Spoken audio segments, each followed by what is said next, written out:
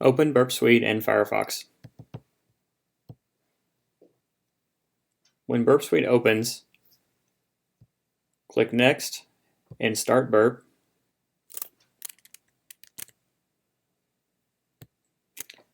And then on Firefox, browse to the site that you want to test. At this point, you'll notice that Burp-Suite does not intercept the traffic because by default, Firefox is not going to use Burp-Suite as its proxy.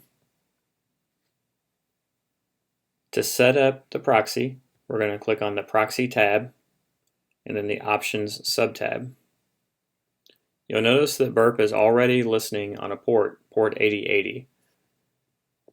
This means that if Firefox were to send its traffic to this port, the traffic would leave Firefox, go through Burp-Suite onto the site, and then when the site responded, the reverse would get the traffic back to Firefox.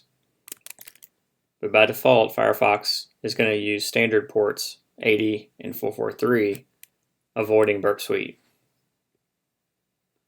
To change this, we're going to click on the ellipses on the right,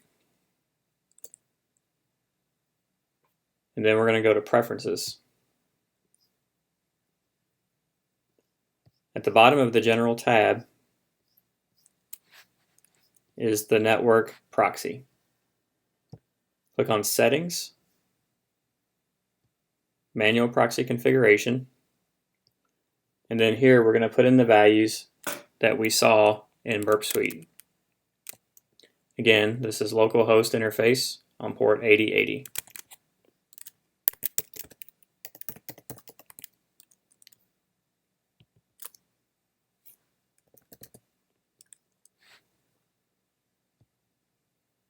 Click Use this proxy server for all protocols so that Firefox will use Burp for HTTPS as well.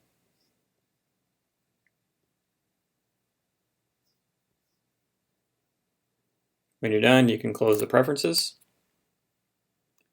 and then refresh the page to test.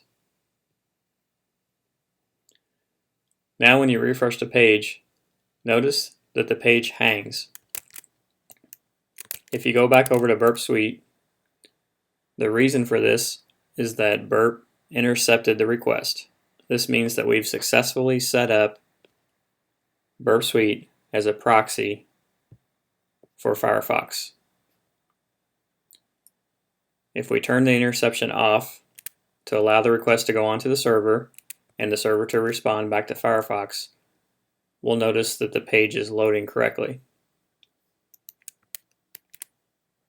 However, back over in Burp-Suite, if we go to Proxy and HTTP History, we can see that these requests are going through Burp-Suite, and we now have a record of the request and the response.